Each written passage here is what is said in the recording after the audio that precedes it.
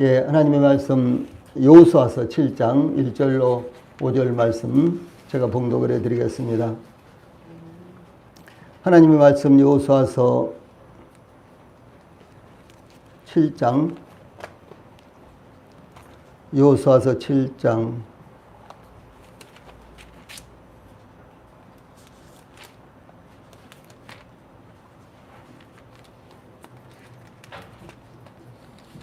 1절부터 5절까지 제가 먼저 봉독을 해드리겠습니다.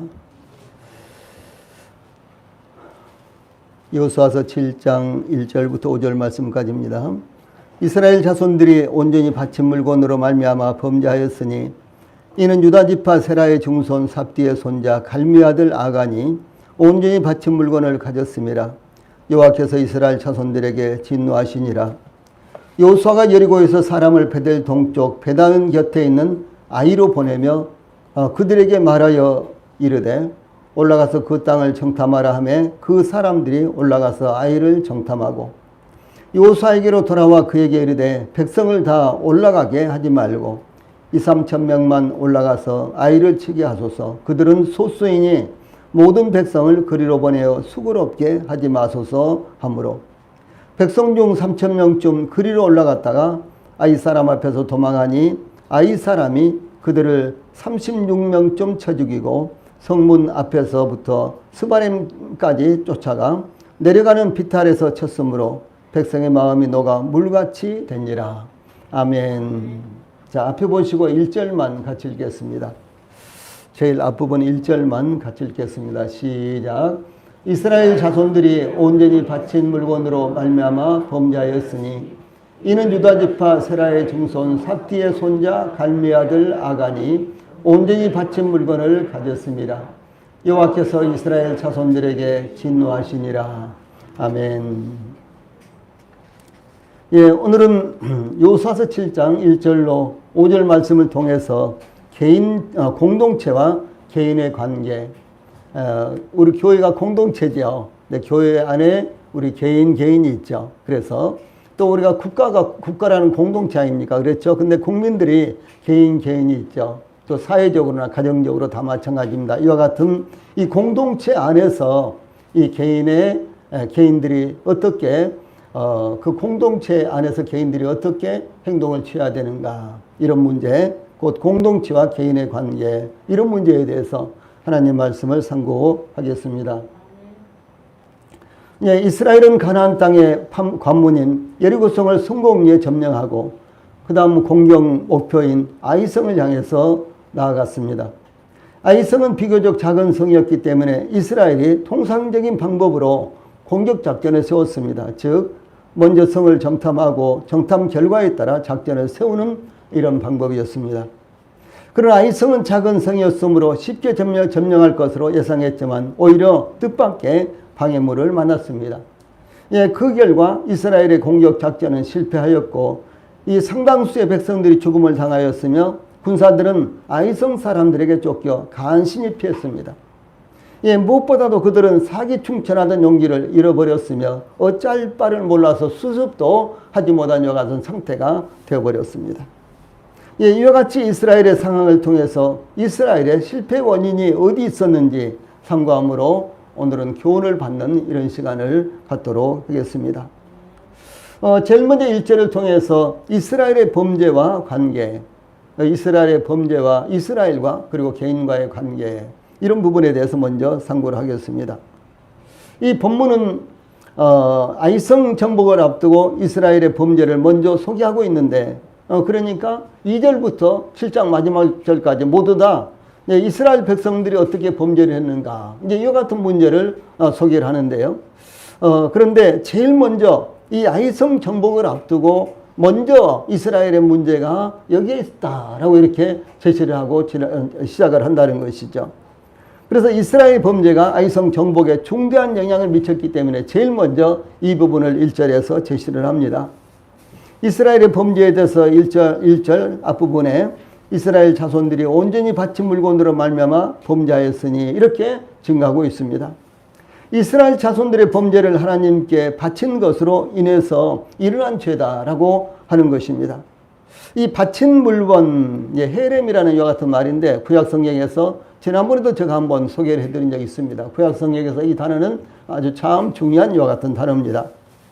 그런데 이 헤렘이라는 이와 같은 단어, 이것이 바로 바친 물건, 그래서 바쳐진 것, 헌납, 또 한편으로 금지, 이런 의미가 담겨져 있는데요. 이 따로 구별해서 하나님께 바쳐진 것을 의미합니다.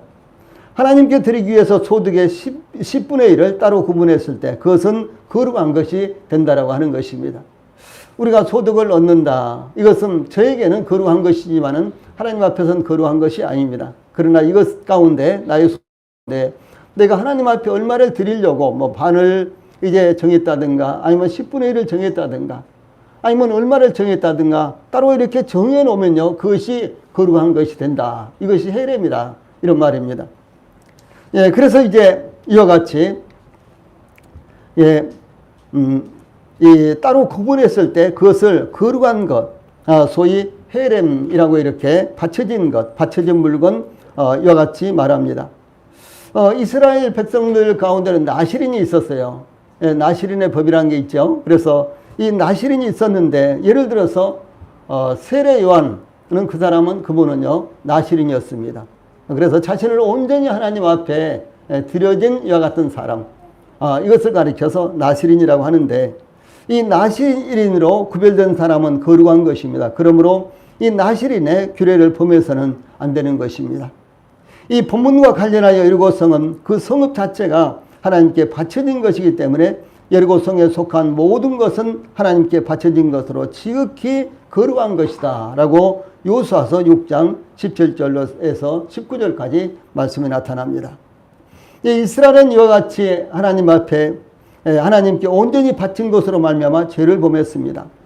여리고성은 가나안 땅에서 이스라엘이 첫 수확한 성읍으로서 하나님께 전적으로 온전히 구별되어서 바쳐진 것이었습니다.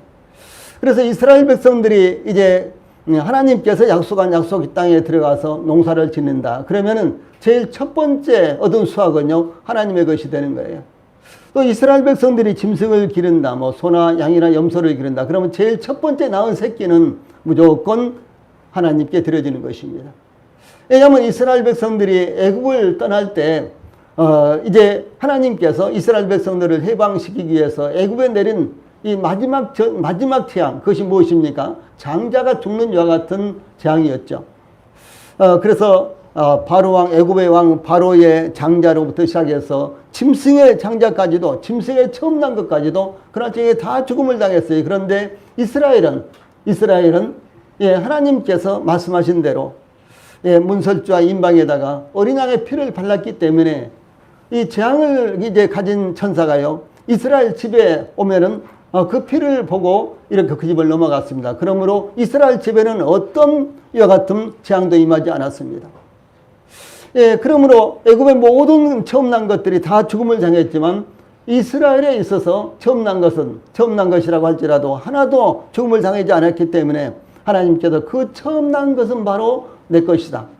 그 처음 난 것을 살리기 위해서 애굽에 수도 없이 많은 사람들이 죽고 짐승들이 죽고 그래서 그 대가가 치러졌기 때문에 이스라엘 백성들의 처음 난 것은 모두 내 것이다. 그래서 이스라엘 백성들은요, 이제 처음 난 것을 무조건 하나님 앞에 바쳤습니다.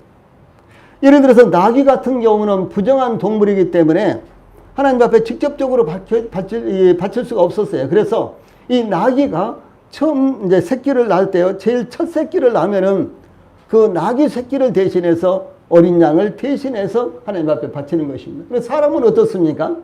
사람도 낳으면, 사람이 태어나면 무조건 이제 하나님 앞에 예물을 갖다 바쳐야 되지만은 이 장자는 특별히 이제 구별해서 하나님 앞에 바쳐야 되는 것입니다. 그래서 뭐 번제로 바친다든가 그런 것이 아니라 그 사람을 대신해서 양이라든가 염소를 바치도록 이렇게 이제 구분이 되어 있었습니다. 그러므로 이제 이 여리고성은, 이 본문과 관련하여 여리고성은 그 성읍 자체가 하나님께 바쳐진 것이기 때문에 여리고성에 속한 모든 것은 하나님께 바쳐진 것으로 지극히 거룩한 것이다 라고 하는 사실입니다. 예, 그래서 이제 이스라엘 백성들은 여리고성 자체가 하나님의 것이 첫 번째 수확이니까 하나님의 것이기 때문에 여리고성에 들어가서 생명 있는 모든 것을 죽이도록 했습니다. 그 대신에 이제 예를 들어서 뭐 보석이라든가 금, 은이라든가 철이라든가 이런 건 어떻게 하겠습니까? 이런 것은 어떻게 할 수가 없죠. 그래서 이런 것들은 모두 다 100% 하나님께 드리는 것이었습니다. 아무튼 이 여리고성에서 얻을 수 있는 것들, 이 생명 있는 것은 모두 다 죽이지만 얻을 수 있는 모든 것들은 그것이 의복이 되든지 금덩이가 되든지 은덩이가 되든지 간에 그 모든 것들은 하나님의 것이기 때문에 하나님 앞에 바쳐야 된다라고 이렇게 하나님께서 말씀을 하셨습니다.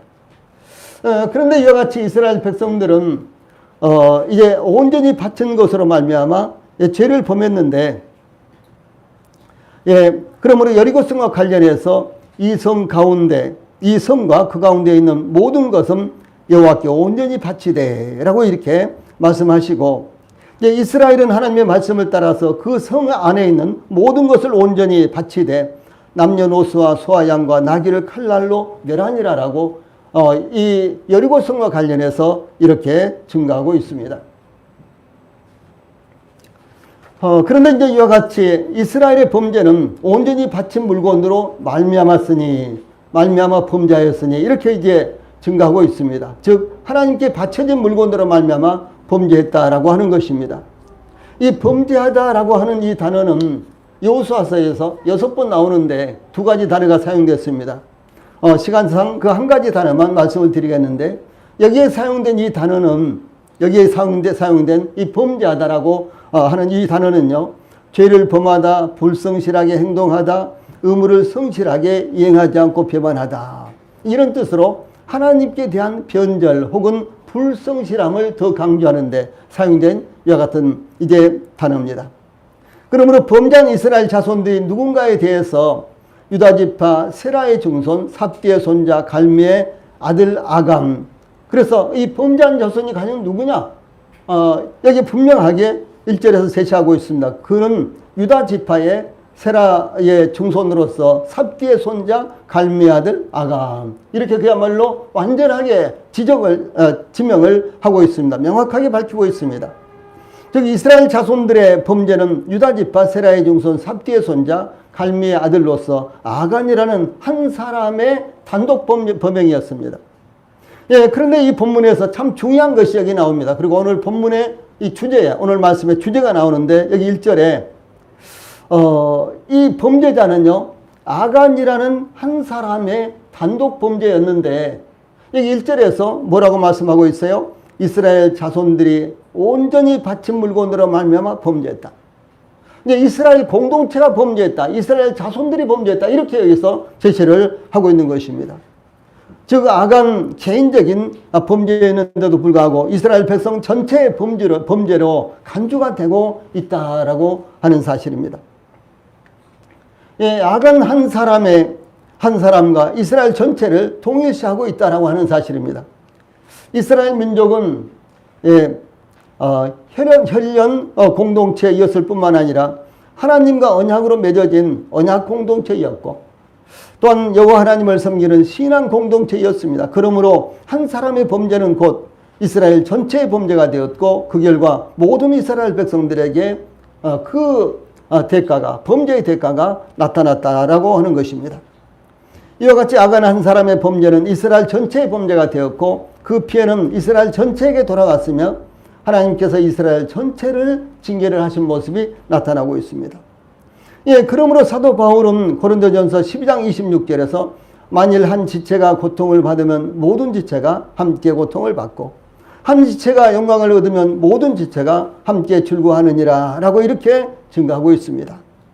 무슨 말씀입니까? 우리 몸을 교회로 성경은 이렇게 비유하죠. 그래서 저희들이 에베소 4장을 강의하면서 계속해서 이 부분, 성령의 하나 되게 하신 것을 힘써 지키라, 이런 말씀을 정해서 우리가 우리 몸으로 비유된 이 교회를 우리가 살펴봤습니다.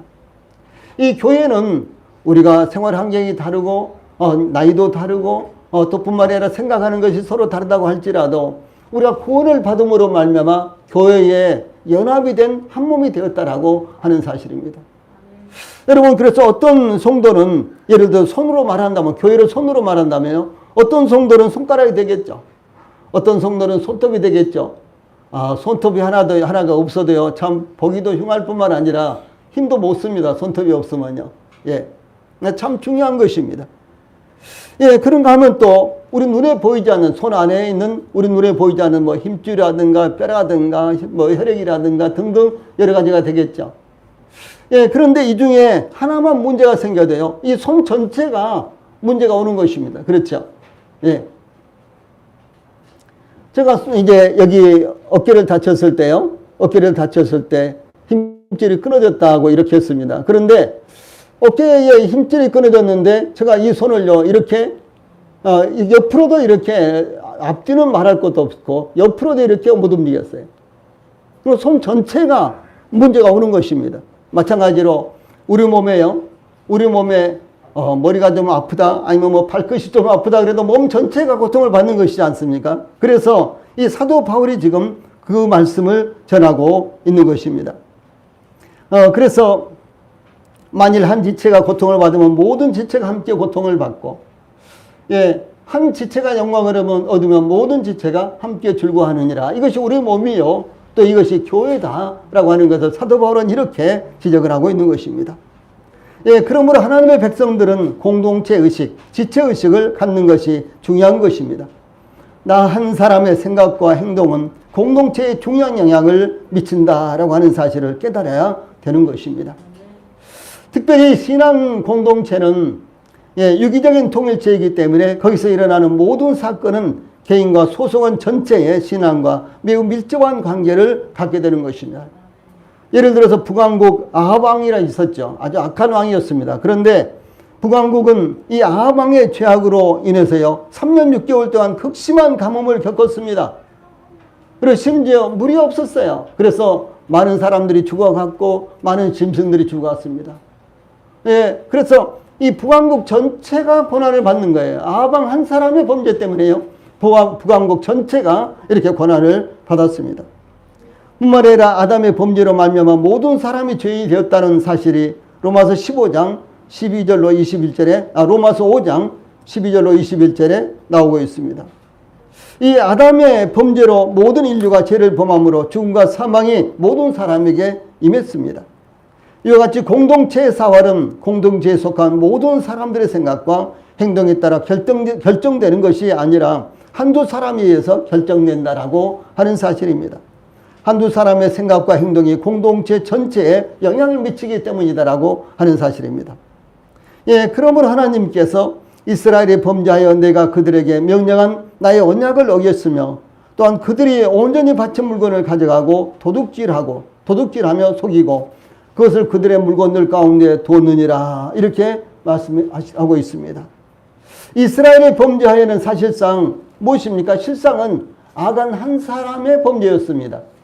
예, 이스라엘이 범죄했다, 하나님이 이렇게 말씀하시는데 실상은 아간 한 사람의 범죄였다라고 하는 사실입니다. 그러므로 아간 한 사람의 범죄가 소위 아간 한 사람의 범죄, 이 하나님의 명령을 어긴 것이 이스라엘 전체가 죄를 범하고 이스라엘 전체가 하나님의 징계를 받게 되었다라고 하는 사실을 여기서 말씀하고 있는 것입니다. 우리 성도님들, 이것은 참 중요한 것입니다. 요즘 교회에 우리 성도들 가운데도 건강이 좋지 않으신 분들이 몇 분 계시고, 또 우리 성도들 가족들 가운데도 몇몇 분들이 건강이 좋지 않습니다. 예, 그런데 이것이 바로 나의 건강이 좋지 않은 것으로, 또 나의 가족들의 건강이 좋지 않은 것으로 우리 성도들이 생각하고, 그런 마음으로 특별 새벽 기도에 참여를 하시고 또 그렇게 기도를 하는 마음을 가져야 된다라고 하는 사실입니다. 만약에 저의 가족이 건강이 좋지 않은데 우리 성도들이 특별 집회를 열어서 기도를 해 주신다면 얼마나 감사하겠습니까? 이런 마음으로 우리 성도들이 특별 새벽 기도에 참여를 하시고 정말 나에게 일어나는 일로 생각을 하시고 하나님 앞에 간절히 이 기도가 반드시 이루어지기를 믿음으로 기대하면서요, 기도에 참여해야 된다라고 하는 사실입니다. 왜 그렇습니까? 우리는 신앙 공동체이기 때문에 그래요. 그리고 우리는 영원한 공동체입니다.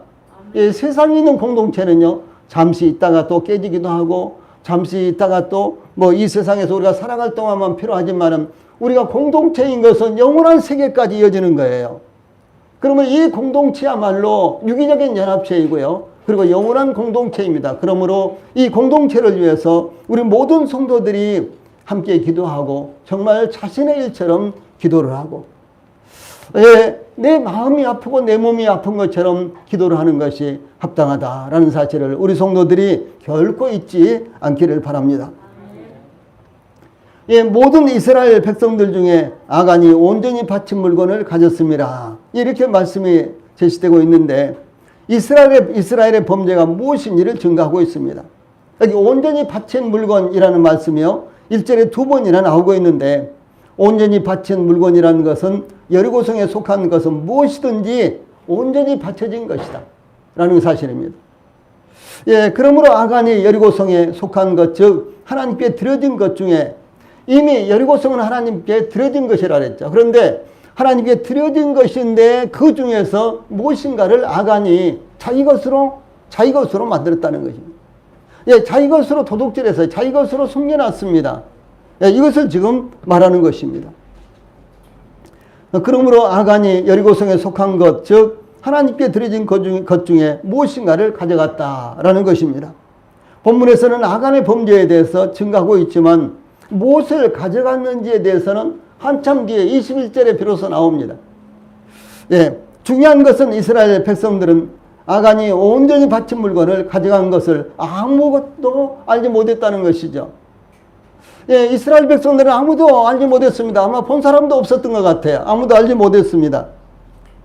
아간이 온전히 바친 물건을 가져간 것을 목격한 사람이 아무도 없었습니다. 그런데 참 중요한 것이요, 하나님은 아간이 온전히 바쳐진 물건, 온전히 하나님께 바쳐진 물건을 가져다가 어디 두었는지 아주 똑똑하게 보셨습니다. 하나님은 정확하게 보시고 계시고 하나님은 정확하게 알고 계신다라고 하는 사실입니다. 그러므로 사람은 속일 수 있을지라도 하나님은 결코 속일 수 없다는 사실을 알아야 하는 것입니다. 그러므로 저 마음 가운데만 있는 것, 저 혼자만 아는 것이라도요, 우리 성도들이 하나님은 이것을 분명하게 알고 계시고 직접 목격하셨기 때문에 우리가 하나님 앞에서 그대로 내려놓고 하나님 앞에 자복하면서 하나님 앞에 용서를 구하고, 이런 자세가 우리 성도들의 자세가 되어야만 되는 것입니다. 요한일서에서는 1장에서 만일 우리가 죄 없다면 하나님을 속이고 거짓말하는 것이니 이랬지 않습니까? 우리가 죄가 없다면, 이것은 믿지 않는 사람들에 대해서 말하는 것이 아니고요, 요한일서는 구원받은 성도들, 그리스도 안에 있는 사람들을 대상으로 말씀한 것입니다. 그런데 그리스도 안에 있더라도, 다시 말해서 우리가 모든 죄를 다 용서받은 사람들입니다. 그렇죠? 예수 그리스도의 십자가의 그 죽으심을 통해서 우리는 우리의 모든 죄가요, 단번에 영원히 용서됐다는 사실을 우리가 믿고 있습니다. 그런데 우리가 이 세상을 살면서 때로는 먼지도 묻고요, 때로는 오물도 묻고, 이렇게 해서 이제 우리 몸이 더러워지듯이 우리가 모든 죄를 용서함 받았지만, 그러나 세상을 살면서 자주 우리는 죄를 알게 모르게 범하게 되고, 또 세상의 여러 가지 더러운 것들과 우리는 접촉하게 되는 것입니다. 그러므로 이와 같은 것들을요, 우리가 시시때때로 하나님 앞에 내려놓고, 시시때때로 하나님 앞에 이것을 내려놓고 용서를 구하고 하나님과 교제를 회복하고 화목을 회복해야 된다라고 하는 사실을 말씀하고 있는 것입니다. 한 사람 아간의 범죄의 결과는 곧, 한 사람 아간의 범죄는 결과적으로요, 이 공동체의 범죄의 결과로 나타났습니다. 그러므로 여호와께서 이스라엘 자손들에게 진노하시니라 라고 이렇게 증가하고 있습니다. 여호와 하나님께서 아간에게 진노하시니라 이렇게 해야 되잖아요. 근데 그것이 아니라 여호와께서 이스라엘 자손들에게, 이스라엘에게 진노하셨다라고 이렇게 말씀하신 것입니다. 아간의 범죄로 말미암는 여호와 하나님의 진노는 아간 한 사람에게만 나타난 것이 아니라 이스라엘 백성 전체에게 나타났습니다. 그런데 어떻게 아간 한 사람이 범죄했는데 그 결과가 모든 이스라엘 백성들 공동체 전체에 나타날 수 있을까요? 그것은 이스라엘과 백성들은 하나님 앞에서 유기적인 통일체요 공동체이기 때문에 그런 것입니다. 즉 이스라엘은 한 몸을 이루고 있었다는 것입니다. 마치 교회 지체들이 몇 명이든 그리스도의 한 몸, 그리스도의 주의 몸된 교회인 그리스도의 한 몸을 이루고 있는 것과 같은 것입니다. 그러므로 하나님의 진노가 아간 한 사람의 범죄로 말미암은 것이지만은 모든 이스라엘 백성들로 구성된 공동체의 그 결과가 나타나는 것입니다. 그러므로 하나님의 교회의 지체를 이루고 있는 저희들의 각자의 생각과 행동이 그리스도의 몸된 공동체에 얼마나 큰 영향을 미치는지 심각하게 생각해야 된다라고 하는 교훈을 저희들에게 제시하고 있는 것입니다. 두 번째로 2절로 3절에서는 하나님과 공동체와의 관계가 나타나고 있습니다. 이 여호수아는 이스라엘 군대의 총사령관으로서 아이성을 공격하기 위해서 먼저 정탐꾼을 보내 작전을 세우도록 준비했습니다. 참 얼마나 현명합니까? 그냥 우리가 공격하자 뭐 이렇게 해서 공격하는 것보다도 먼저 정탐꾼을 보내고 그리고 정탐꾼의 보고에 따라서 이제 전략을 짜고 작전을 짜고 그래서 공격을 개시하는 것, 이것이 얼마나 현명한 일입니까? 예, 그러므로 여호수아가 여리고성에서 이 사람을 베델 동쪽 베다웬 곁에 있는 아이로 보내며 그들에게 올라가서 그 땅을 정탐하라 라고 이렇게 지시합니다. 이 여호수아는 여리고성을 공격할 때에도 먼저 2명의 정탐꾼을 보냈었죠. 여호수아서 2장에 나타나죠. 그런데 아이성 점령을 위해서도 동일하게 정탐꾼을 보냅니다. 이 아이성의 위치를 베델 동쪽 베다웬 곁이라고 밝히고 있는데 베델은 예루살렘 북쪽 19km 지점에 위치하는데 족장시대에는 루스라는 이와 같은 이름이었어요. 예, 베델은 원래 루스라는 이와 같은 이름이었는데 야곱이 하나님을 만난 후 하나님의 집이라는 의미의 베델이라고 불렀습니다. 이곳이요 다른 곳이 아니라 하나님의 집이로다. 그러면서요 바로 하나님의 집, 그 말이 베델입니다. 그래서 베델이라는 이와 같은 이름이 된 것입니다. 또한 이 베다웬 곁이라는데 베다웬은 사악한 집, 그 다음에 아이는 돌무더기 혹은 파기의 무더기 이런 뜻인데요. 이 베다웬이 사악한 집이라는 이와 같은 뜻은 이 베델은 하나님의 집이었는데요. 여기에 이제 북왕국과 남왕국이 이스라엘이 북왕국과 남왕국으로 나눠졌죠. 그러면서 이 베델은 북왕국에 소속된 땅이 됐습니다. 그래서 이 북왕국의 시조인 여로보암은 금송아지를 만들어서 송아지를 만들어서요. 이 베델에 하나 세워놓고 그 다음에 단에 하나 세워놨습니다. 단이라는 곳에요. 그런데 그 뒤로부터 베델은 우상의 중심지가 되어버렸어요.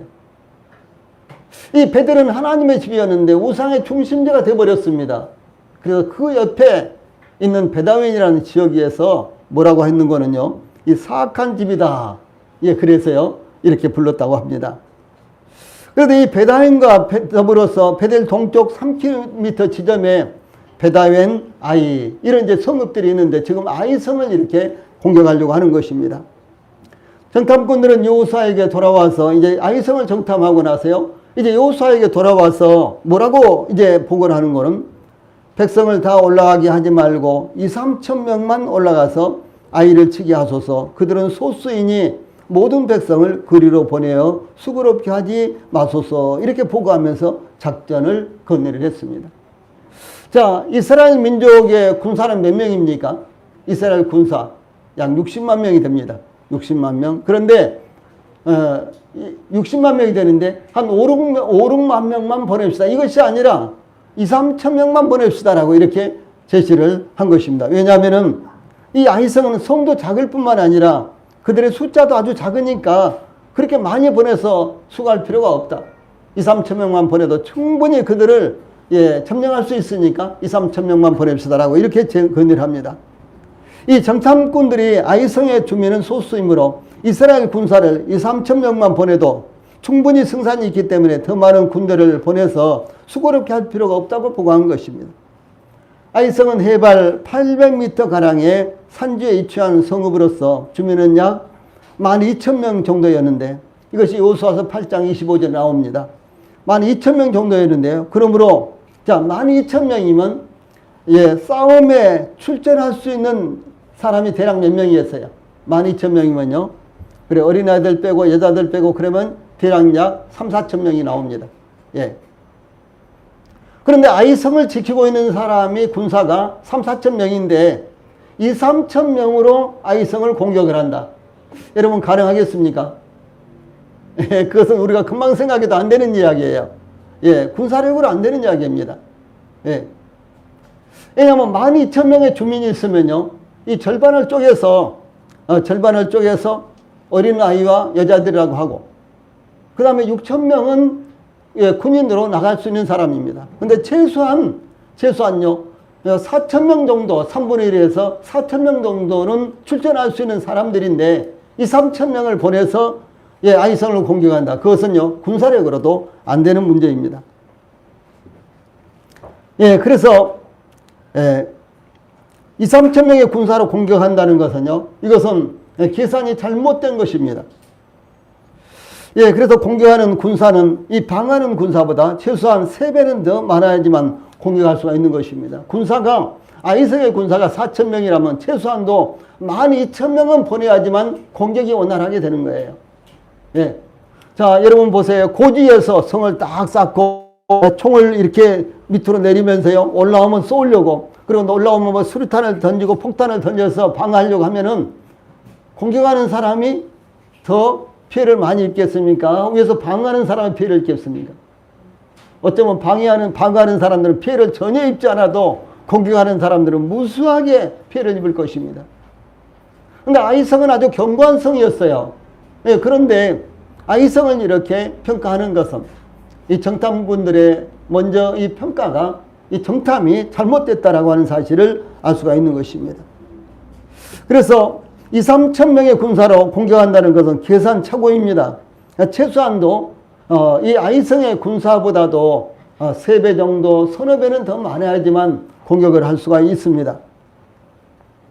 더구나 베델과 베다윈이 가까이 있었기 때문에 3km 거리에 있었어요. 베델과 베다윈이요. 그러므로 언제든지 합동작전이 가능한 성읍들이 이와 같이 주변에 있었기 때문에 그 점도 고려하지 않으면 안 되었던 것입니다. 그런데 정탐꾼들은 이와 같은 것들을 전혀 이제 이 정탐의 보고에 포함시키지를 않은 것입니다. 그런데 이 정탐꾼들의 이와 같은 보고와 작전 건의는 아이성을 무엇입니까? 얕잡아 본 결과예요.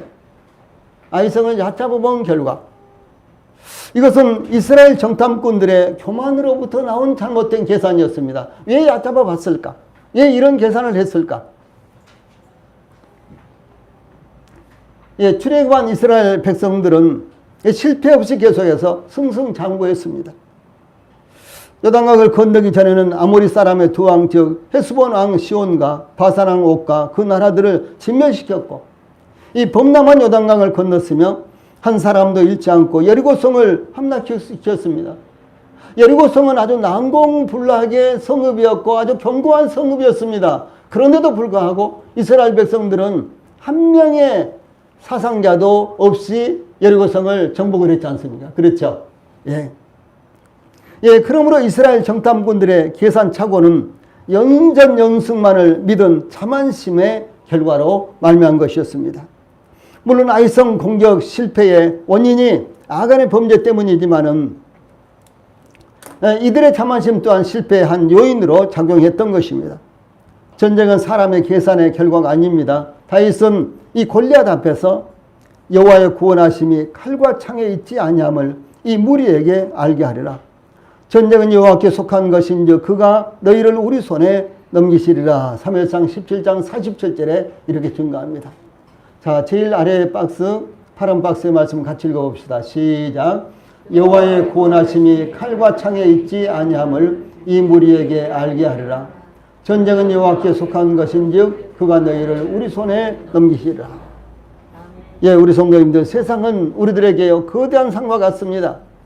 이 세상은 우리 그리스도인들에게 마치 골리앗 같습니다. 예, 뿐만 아니라 우리 손에 있는 것은 얼마나 적은 분량입니까? 우리 손에 있는 것은 얼마나 보잘것이 없습니까? 예, 그러므로 우리가 세상과의 영적 싸움 또 뿐만 아니라 이와 같은 영적 싸움에서 우리는 우리의 육신을 의지한다면요, 우리는 필패를 당하고 마는 것입니다. 그러므로 우리 성도들이 언제 어디에서 무엇을 하든지 간에 전쟁은 여호와께 있다. 예, 키는 주권은 하나님께 있는 것이다. 하나님께서 함께 해주시면 아무리 어렵고 아무리 문제가 되고 아무리 불가능한 일이라도 반드시 가능하다. 예, 하나님이 함께 하시면 모든 것들이 가능하다. 자, 이와 같은 마음을 가지고, 이와 같은 믿음을 가지고 다윗은 그 거대한 대장군인 골리앗 앞에서, 대장군인 골리앗 앞에서 조그마한 물맷돌 5개를 가지고요 싸움에 나간 거예요. 그러나 결과는 어떻게 됐습니까? 다윗의 힘으로 이겼을까요? 다윗의 용기와 다윗의 패기로 골리앗과의 싸움에서 이겼을까요? 아니에요. 전쟁은 여호와께 있는 것입니다. 하나님께서 다윗으로 말미암아 이기게 하신 것입니다. 예. 이 사실을 다윗은 믿었기 때문에 그 믿음이 골리앗과의 싸움에서 이기게 된 것입니다. 그러므로 전쟁에서 승리하기 위해서는 인간의 보는 시각과 판단이 아니라 하나님을 믿는 믿음을 가져야 한다라고 하는 사실입니다. 그러기 위해서 겸손해야 되는 것입니다. 우리가 하나님 앞에서 겸손하고 교회 앞에서도 겸손해야 되지만은 세상에 대해서도 항상 겸손한 마음을 갖고요. 하나님을 믿는 믿음으로 나아가야 되는 거예요. 예. 또한 여기 정탐꾼들의 보고와 같이 자만하지 말아야 되는 것입니다. 더구나 정탐꾼들이 이 여호수아에게요. 치기하소서 그랬죠. 치기하소서 했는데 이 말은 치기하소서 이 말은요. 일순간에 한 번에 치명적으로 타격을 입힘으로 말미암아 아이성을 무너뜨릴 수가 있습니다. 라고 이렇게 말하는 거예요. 예, 2, 3천 명만 보내도 한 번에 아주 치명상을 입혀서 당장에 무너뜨릴 수가 있습니다. 라고 하는 이와 같은 자신만만한 이와 같은 보고였습니다. 또한 이렇게 말합니다. 이 3절에 그들은 소수이니 그랬죠. 예, 아이성의 거주민들을 판다는 것은요. 잇몸은 보고 성실하게 정탐하지 않았다는 것을 증거합니다. 왜냐하면 이 8장에 가서 보면 그들의 주민의 수가 12,000명이나 됐거든요. 근데 그들이 소수라고 이렇게 말하는 것은요. 이 정탐꾼들이 지금까지 이스라엘이 연전연승했기 때문에 이스라엘이 실패한 경우가 거의 없었기 때문에 예, 그냥 대충 본 거예요. 대충 본 것입니다. 뭐 이 정도 조그마한 성읍이야. 여리고성 그 대단한 성도 우리가 이겼는데 한 사람의 사상자도 안 내고 우리가 승리했는데 이 아이성 이 조그마한 성 정도야 몇 사람만 와도 이기겠지 이렇게 생각을 한 것입니다. 이게 자만심이었습니다. 그 자만심이 세밀하게 이 사건을요 직시하지 못했던 것입니다. 우리 성도님들 참 중요한 것입니다. 때때로 우리 눈이 완전히 가려질 때가 있습니다. 왜 그렇습니까? 우리 자만심 때문에 그런 거예요. 교만함 때문에 그런 것입니다. 예, 우리가 잘못 볼 수 있는 것입니다. 왜? 예, 우리의 교만함 때문에, 우리 중심적인 사고 때문에 잘못 볼 수가 있는 것입니다. 아이성의 거주면은 실제로 12,000명에 이르렀는데, 그럴 경우 이 3,000명의 군사로서 공격한다는 것은 이건 완전한 무리였습니다. 그러므로 혹 아이성이 작게 보인다고 무시하거나 이스라엘 군사들의 전투력을 과대평가하는 것은 이를 그르치게 만드는 장본인이 되는 것입니다. 그러므로 이와 같은 판단은 필연적으로 교만함이나 자기 과신으로 말미암은 것입니다. 그래서 솔로몬은 이렇게 교훈하고 있습니다. 교만한 패망의 선봉이요 거만한 마음은 넘어짐의 앞잡이니라. 우리 성도님들 우리가 구원받았다고 교만하면 안 됩니다. 절대로 안 됩니다. 왜냐하면 하나님이 우리를 구원시켜 주신 것이지 우리가 잘났다고 우리에게 뭐 특별한 무엇이 있다고 우리가 무슨 가진 것이 있다고 우리가 뭐 가능성이 있다고 우리를 구원하신 것 절대로 아닙니다. 하나님은 오히려 고린도전서 1장에 보면요 세상 사람들 가운데 연약하고 힘없고 그리고 배경도 없고 학문도 없고 이런 사람들을 하나님께서 부르셔서 구원하셔서 있는 사람들을 부끄럽게 하려고 하는 것이 하나님의 방법이에요. 그래도 나는 좀 괜찮으니까 하나님께서 나를 구원하셨겠지. 여러분 이것이야말로 오산이고요. 이것이야말로 자만심입니다. 우리 성도님들이 하나님 앞에서나 세상 앞에서 뭐 지까지 것이 뭐라 그래? 아니에요. 우리가 훨씬 못한 사람들입니다. 예. 우리가 냉정하게 볼 수가 있어야 되는 것입니다. 그래서 하나님께서 우리를 구원하셨다라는 사실에 대해서요. 우리 성도들이 그 중심을 잃으면 안 되는 것입니다.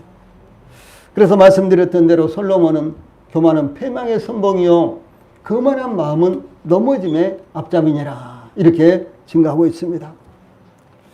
이 세 번째로 4절과 5절에서는 이 공동체의 실패와의 관계가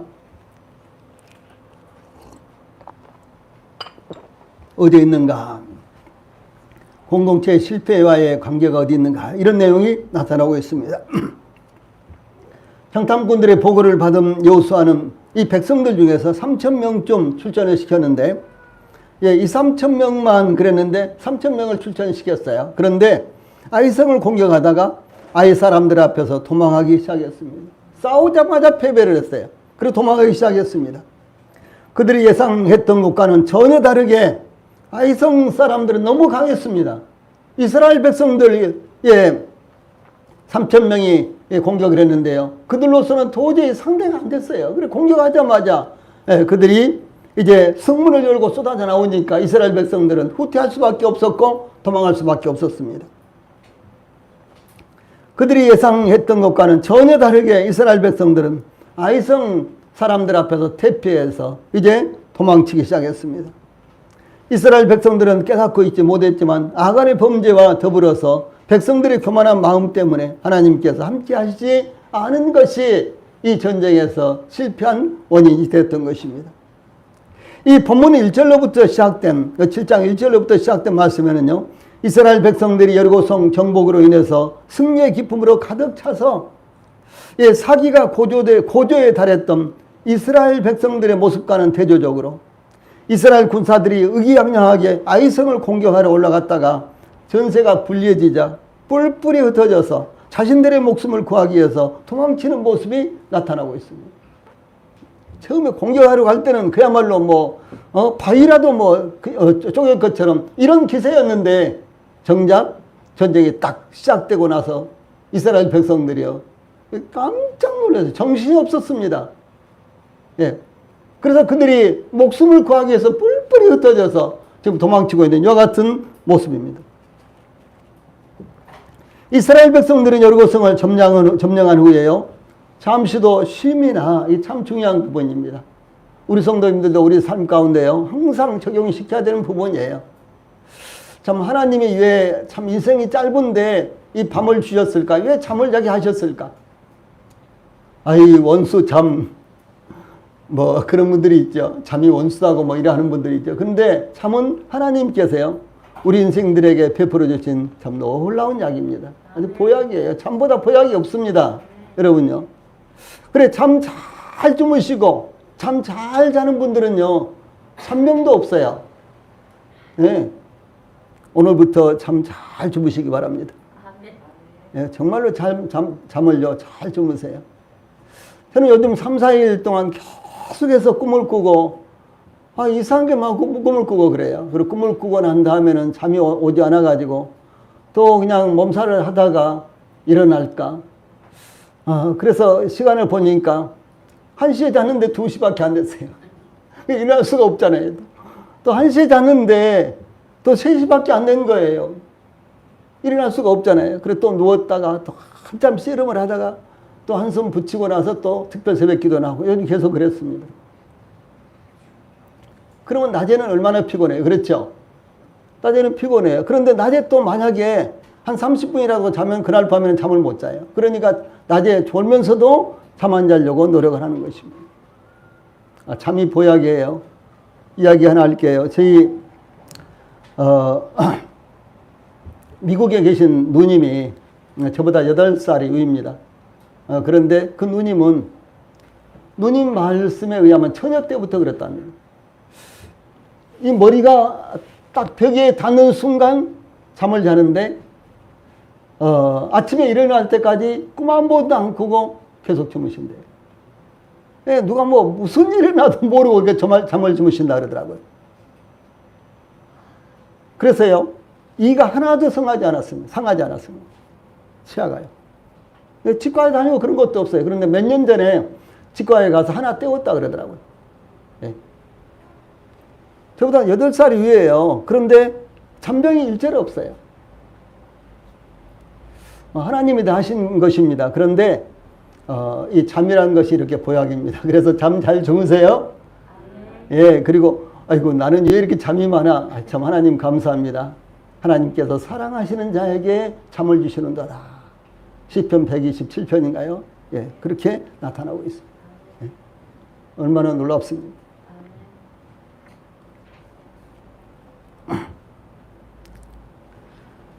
그런데 이스라엘 백성들은 여리고성을 점령한 후에요, 심이나요, 어떤 어려움들, 막힘들이 없이 즉각적으로 아이성 공격에 출전했던 것으로 나타나고 있습니다. 심이 필요한 거예요.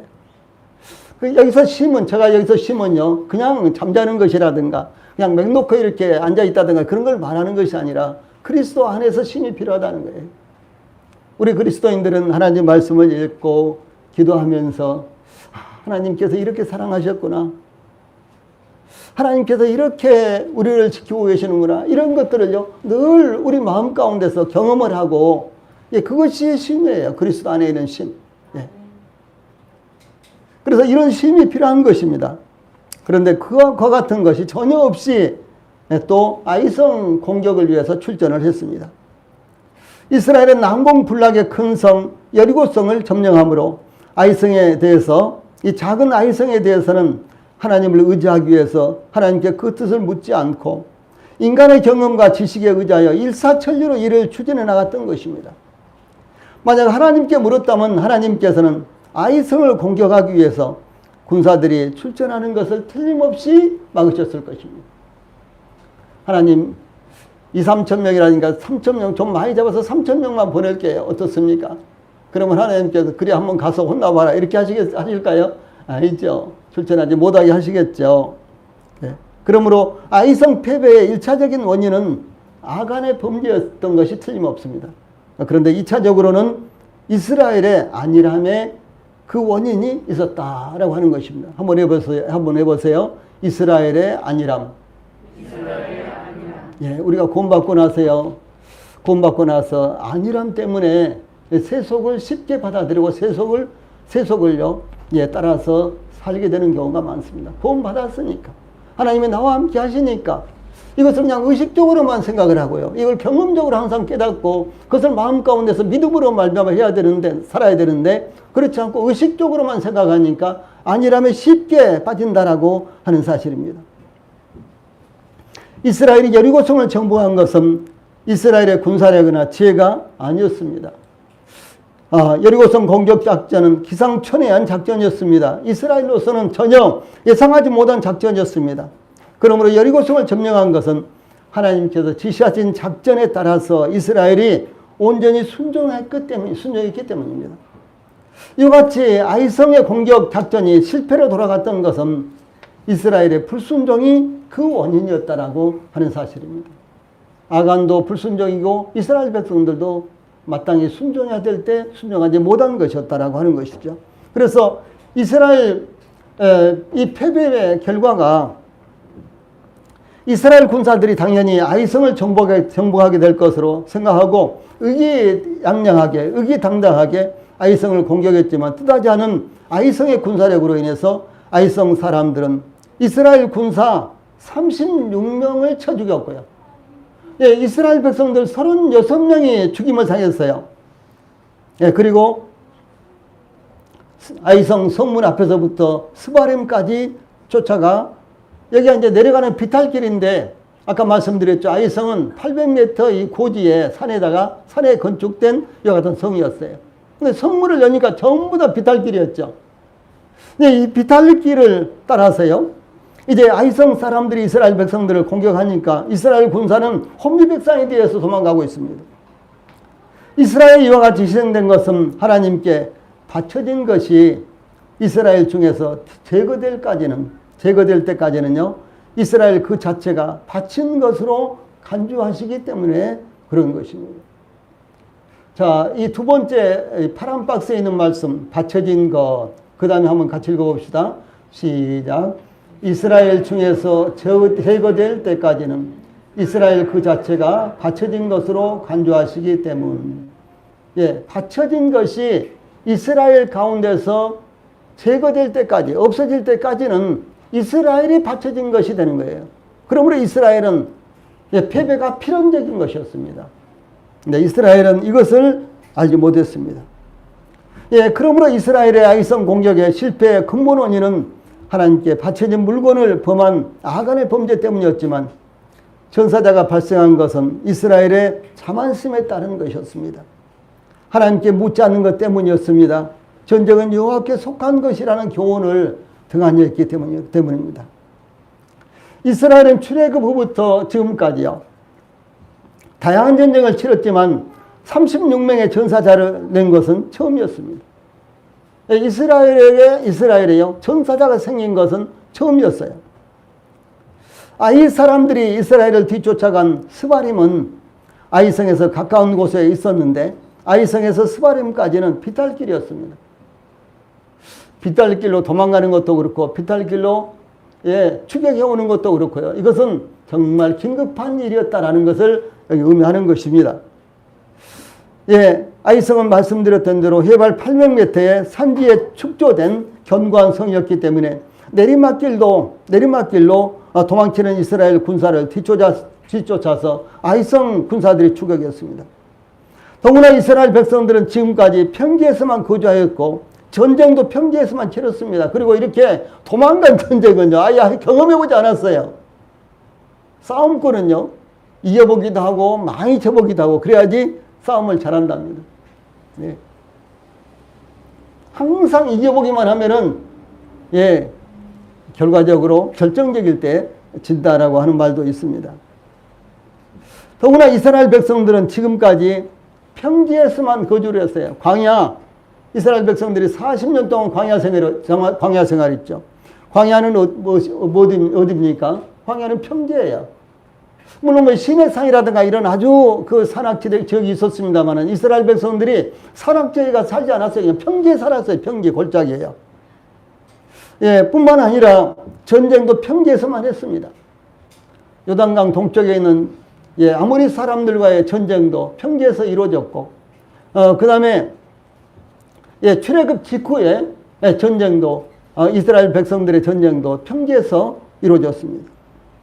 그런데 내리막길 비탈길로 도망가는 이스라엘을 아이성 군사들은 뒤쫓아 추격하여 죽이고 상처를 입혔습니다. 이 아이성 공격 작전에서 패배하고 도망치는 이스라엘 백성들의 모습을 가리켜서 이 뭐라고 표현하고 있습니까? 5절 후반절에 백성의 마음이 녹아 물같이 된지라 라고 이렇게 증가하고 있습니다. 출애굽 후 하나님께서 이스라엘이 홍해를 건너게 하신 일과 광야에서 이방 민족을 무찌르게 하신 소식을 들은 가나안 족속들은 이스라엘 백성들이 세상에 홍해를 맨 땅으로 건넜대. 이스라엘 백성들이 요단강을 맨 땅으로 건넜대. 이 소식을 들은 가나안 족속들은요, 마음이 녹는 듯 했고 정신을 잃었다. 이렇게 성경에 기록되고 있습니다. 여호수아서 2장 11절 또 여호수아서 5장 1절에 이와 같은 내용들이 나타나고 있습니다. 그런데 이제 이스라엘 백성들이 아이성 공격 실패로 가나안 땅을 얻으려는 기대가 순식간에 무너졌으며 가나안 땅에 들어오기는 했지만 여기에서 진멸당할지도 모른다는 두려움과 불안함으로 인해서 마음이 녹았다라는 것입니다. 더 나아가 요단강을 건너기 전 요단강 앞에서 하나님께서 여호수아를 통해서 여호수아서 3장 10절에 살아계신 하나님이 너희 가운데에 계시사 가나안 족속과 헷 족속과 히위 족속과 브리스 족속과 기르가스 족속과 아모리 족속과 여부스 족속을 너희 앞에서 반드시 쫓아낼 줄을 이것으로 너희가 알리라. 무엇으로? 요단강을 건너는 것으로 너희가 알리라. 이렇게 말씀하셨는데요. 이렇게 약속하신 하나님의 말씀이 무산되어서 하나님으로부터 버림을 당할지도 모른다라고 하는 불안함이 그들을 감싸기 때문이었습니다. 하나님의 백성들이 육신적으로는 결코 세상을 이길 수가 없습니다. 하나님의 백성들이 세상에서 이기기 위해서 거룩을 포기하고 불순종하면 세상에서 오히려 패배당하는 것입니다. 그러므로 제가 우리 성도들에게 말씀을 읽고 예배에 잘 참석하시고 서로 나누기도 좀 참석을 하시고 그래서 항상 말씀을 가까이 하시라. 매일같이 정해놓고 하다못해 한 장이라도 말씀을 읽으시라. 이렇게 제가 말씀을 드리잖아요. 그러면서 심지어 나는 하루에 몇 장씩 읽는데 이런 말씀까지 제가 드린 거예요. 왜 드리겠어요? 제가 많이 읽는다고 말씀드린 걸까요? 아니에요. 제가 뭐 말씀 안 드려도 세상도 우리 성도들보다 성경을 더 많이 보겠죠. 예.